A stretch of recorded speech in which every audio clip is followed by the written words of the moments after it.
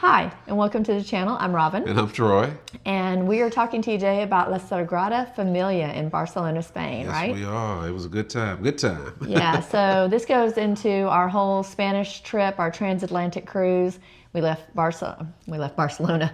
We didn't want to leave Barcelona, actually. We left Galveston in May, and we took a 2-week trip, 15 nights to Barcelona, and then we were in Barcelona for 6 nights. So we've done several videos about different parts of that trip and how much we enjoyed it. So we've got a few more to do, and then we'll be on to more current things because we're kind of recording these after we were back. It's been a lot once we got back. But we did want to tell you specifically about La Sagrada Familia in Barcelona. Yeah, another place where I saw people that I hadn't seen in years.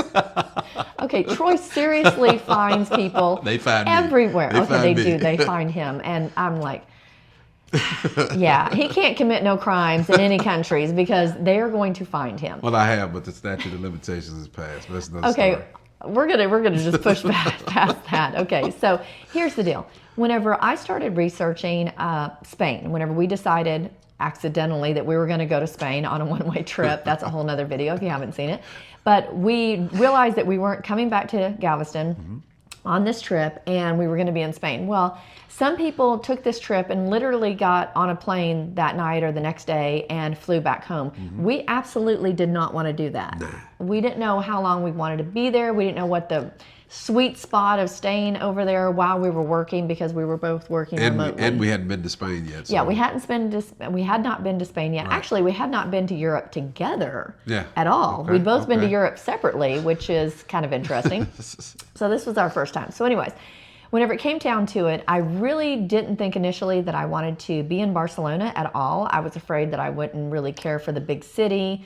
It's like coming here to Houston. Look, Houston's a great town and all of that, but it's so much to see. It's overwhelming. I wanted something a little bit more quaint because we did have to work. We didn't want a big hustle and bustle and a lot of stuff going on. Right. So we were originally going to leave Barcelona and check out some other places or other place and stay there for a few days. So in my research, watching YouTube videos like the one you're watching right now, I found several different people talking about Barcelona, and it just kind of intrigued me. So I started sending him some stuff on it and Right. said, well, maybe we should just stay in Barcelona rather than having more travel time to go somewhere and then travel time to come back, because we'd still have to fly out of a major place. Right. And I said, okay. That was about it. I plan everything. I mean, let's just be honest. In relationships, you have one planner and one just go-alonger. He's the go-alonger. I'm the planner. So anyways, but I started looking at things in Barcelona to do, and La Sagrada Familia really came up on a lot of YouTube searches. Maybe Right. you found us Right. through that kind of search. And if you did, great. Like and subscribe. We'd appreciate it. We're trying to grow our little fetus channel. It's not even a baby yet. It's still a fetus. So please subscribe. But I really, the pictures and the videos that I saw of people checking it out really looked intriguing to me. Old cathedrals and everything, I think, are just amazingly beautiful. I'm really into architecture. Yeah, historically, it was just an incredible place. History was that, the architecture was phenomenal. It was off. Absolutely. And the story of the actual cathedral was amazing. So it really intrigued me. So I knew beyond a shadow of a doubt that I wanted us to do that. And we stayed in Barcelona with a couple friends of ours, a married couple. We were at the Airbnb together. So I asked them if they wanted to go. They said yes. So then it was the timing of when to go. So everything that I saw, you do not want to go on the weekends. I mean, I'm sure a lot of people do. That's the whole reason why we didn't want to go on the weekend, because we didn't want a lot of crowds. This place is going to be crowded no matter when you go. I would have preferred to go first thing in the morning, but that just really didn't work out because we had to eat before we got off the ship. yeah. So we got off the ship, and so to get this done in our schedule, we really wanted to get it done as soon as possible. So we literally got off the ship, went to our short-term rental that we rented from Airbnb, and then we immediately walked over to our time over at the cathedral. And it was really an immersive exploration of the most captivating place that I think that Barcelona has to offer. And they start you off with a guide. You've got your own personal guide. Well, you pay for that extra. You can do a self-tour, or you can pay for your guide. Groups of about 15, 20 in our group. Yeah, it and wasn't they just too kind bad. of walked us through and showed us It's just incredible. It's a lot to take in. Well, and on top of that, so whenever you sign up for these guided tours, which you can do self-explore, I think the guided tour was really great because they gave us these little microphones that we put on with these little earbuds so we could hear our guide. Right. Because you're in this crowded area and all these people and you're trying to walk away or see something, and if you leave your guide, I mean, if you're not really just standing right next to your guide, you really cannot hear them. But because of the microphones that the guide is using and the ear buds that you get with these little systems, you can hear them as you walk around. So you never miss anything. And they really give you a lot of information on the structure of the place, the history. I can only call it Familia because I'll forget the how to say the first. La Sagrada. Yeah, that's La right. Sagrada. What about what's the guy's name Gaudi. Gaudi is the architect. Gaudi. And Antoni? Antonio? Antoni? I think Antoni. Antoni Guadi. Excuse us. Our English is no bueno. Our Spanish is no bueno. Speak for yourself on English. I do pretty well with it. Anyways, he was the visionary behind the creation. Now, the cathedral is still being built, and if you watch any probably much better articulated histories of this than what we're doing. Construction like 26 or 19? Yeah, it was like 19. No, it was before that. Actually, I think he died in 1926. Right. Okay, so there's a funny story. That sounds bad to say. Okay, so whenever our person was describing Gaudi and his life there, and how towards the end he actually moved into the cathedral because he became completely obsessed with the project. But he apparently neglected himself really badly. He'd lost a lot of weight. And somehow, some way, he was in a place where he got struck by a tram. Now, as she was describing this story to us through these microphones and with her accent, French, I think she was. Anyways, yeah. Whatever her accent was, she obviously knows more than one language than us. But as she was describing it, the four of us all heard, and he got struck by a Camry. And we're like, when did he die? Like a Toyota Camry? That's what we heard. And it wasn't just us even. Some other people we were near, they thought that she'd said Camry too. She said tram. Yeah. He got struck by a tram, and he died like 3 days after he was struck. Right. It was horrible. And it was horrible way to go. They thought he was homeless. Right. They thought they didn't know his name. It wasn't until apparently after he died or shortly before he died, they found out who he was. They thinking this guy was a homeless person, and he probably did most of the architecture in so many different places in Barcelona. It was crazy. It seemed like every other building we crossed was his design. And his style was very noticeable. We'll show a couple pictures of just the buildings we saw, and we didn't even really get into everything that he had put up because we only had again 6 days, and while working. 6 days sounds like a lot of time, and it is if you're truly on vacation. But because we were working and just trying to see what everybody wanted to see, it really wasn't much time in Barcelona. But the columns, the towers in the cathedral are definitely well worth doing. So not only can you gain entry into the cathedral, you can get a guided tour, but you can also get the tower passes. Now there's 2 different towers and 2 different entrances. The one is the Passion side, and then the other is the Nativity side. Now Gaudi did the Nativity side whenever he was still there. Incredible. And you're going to be showing showing everybody I'll what show it looks like. plenty of things on this. But Gaudi did the Nativity side. Now, whenever you get over to the Passion side, you're going to see that was done by a different architect. And the Nativity and the Passion sides are very different, very, very different. The way the architects envisioned those things, and they go into the story of why he deviated so much from Gaudi's side of it. And the towers are really incredible. The entrances are incredible. And there's a wonderful story, and I'm not going to try to go into it because I'm just not going to do it justice. That's a whole lot. But we will put a link to the different things that you can go and research. And but the Nativity side is located on the eastern side. Now, it is just absolutely breathtaking, but whenever we got there to do our tour, like I said, it was after we got off the ship and after we got to our Airbnb. If you just saw the intricate sculptures and everything that they had, it was just so detailed. Everything was so detailed. Stained glass, oh my God. And honestly, this place reminds me of like if Atlantis was real. Yeah. Like to me, it has this Above look and this water. feel above water.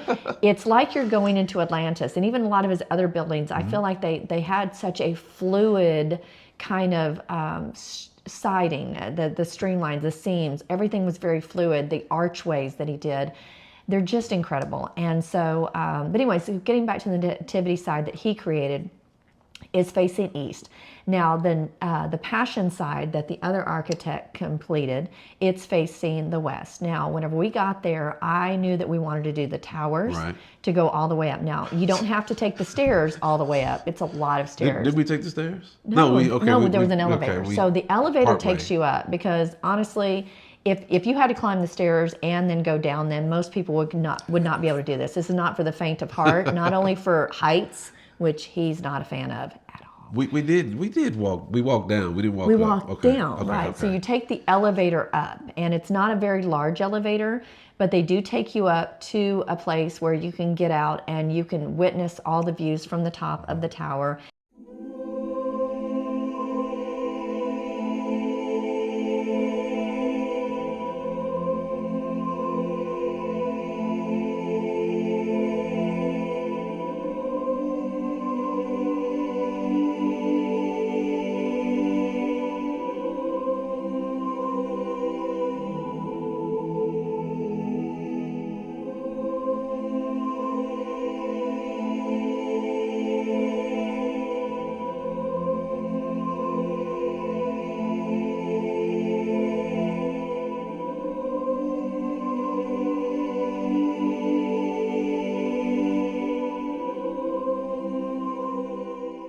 And then you slowly make your way down. And as you're going down the steps, there's all kinds of little windows and outlooks and different things for you to view. Take pictures and all that good stuff. Prove that you were there. So if you can't handle the walking upstairs, but you can handle the down, then you can do this. Now again, it's a lot of stairs. Yeah.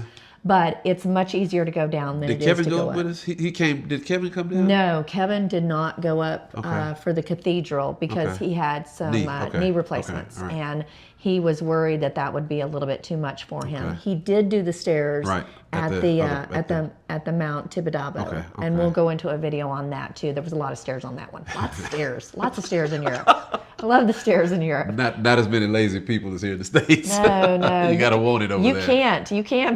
You cannot be lazy in Europe because they're gonna make sure that you go up hills, down hills. It was a lot, and we're in pretty good shape, so I can't imagine how hard it would be for some other people. But so depending on the time of the day that you go, I wanted to make sure that we had a good view out the tower. So I picked the Passion side specifically because it did face the west. And I was hoping that we would get some nice sunset kind of photos or views and that kind of thing. And I really think that we did. And that it was the good choice. If you're going maybe earlier in the day, maybe the east side might be better. But I don't think that it opens up super early, so you're not going to get like a sunrise kind of experience from there, but you are going to get... You're not going to be looking from the east side. No, I think that, because it does open up at 9 o'clock in the morning and then it goes till 8 o'clock at night.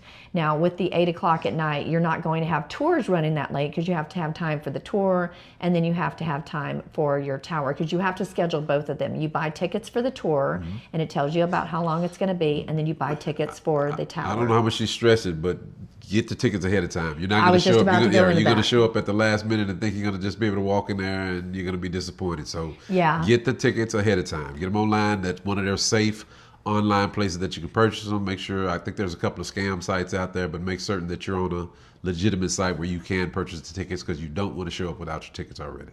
Yeah, so we definitely got our tickets well in advance, several weeks, just to be sure. I know that several people on the cruise ship, whenever I posted and a couple other people posted about buying these tickets specifically, other people came back that were only going to be in Barcelona for a day or two and said the tickets were already sold out and that they had missed their window of getting it. Now, we did miss our window on the park, unfortunately. But because we got the exercise. Yeah, we did. We got the exercise because we went all the way to the park, Gruel, and it was sold out too for the next week. And so I didn't know to buy those tickets in advance.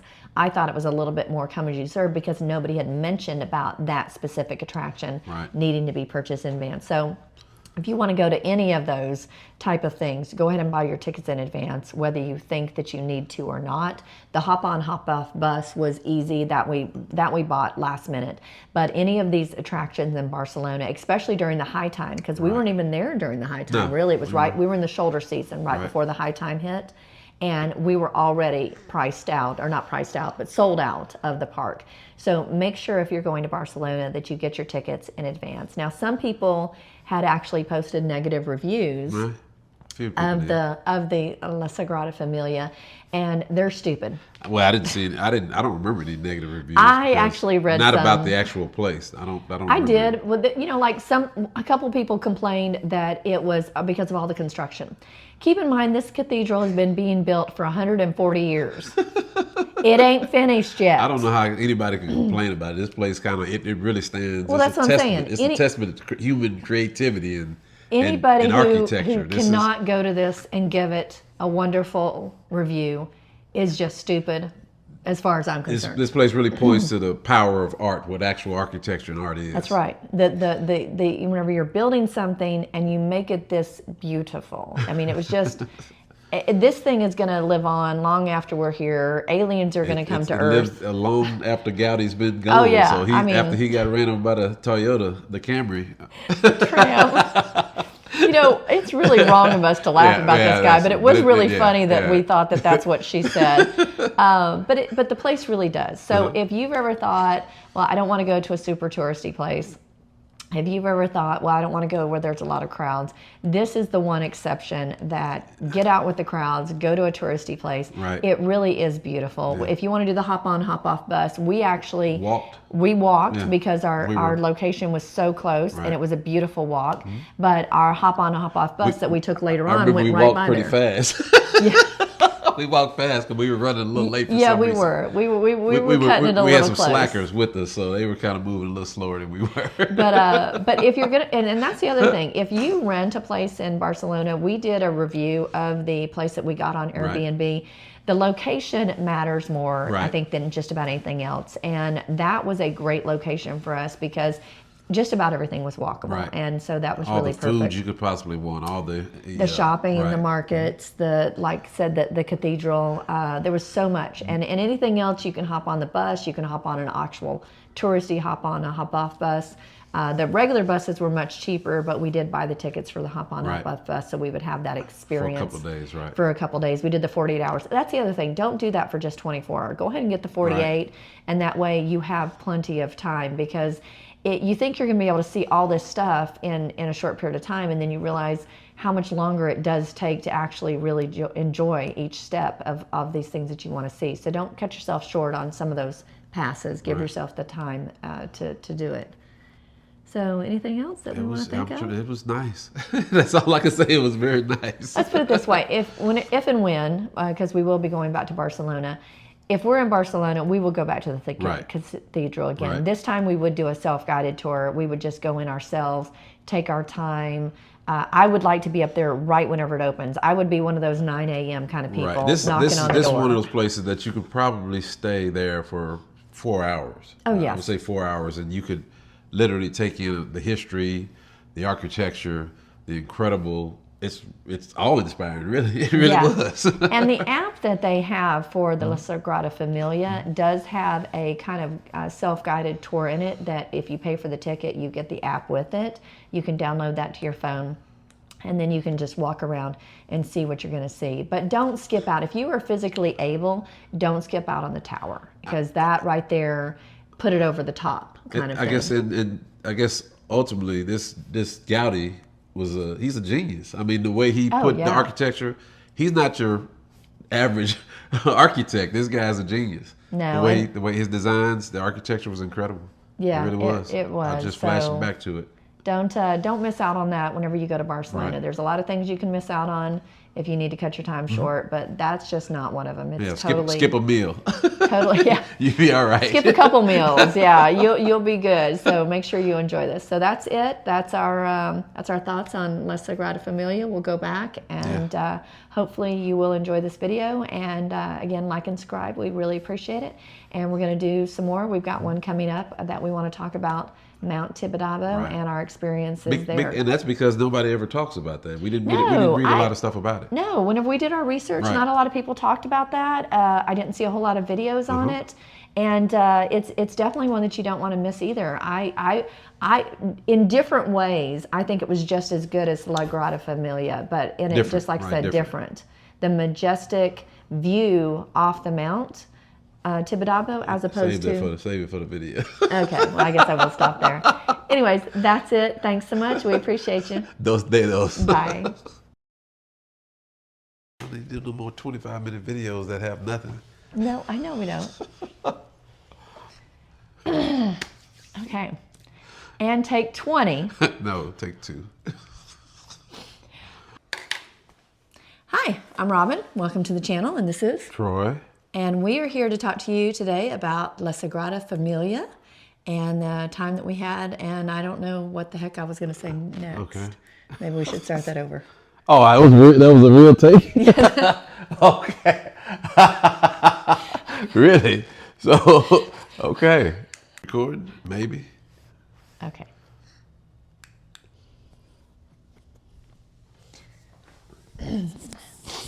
Testing. 1, 2, 3. Testing.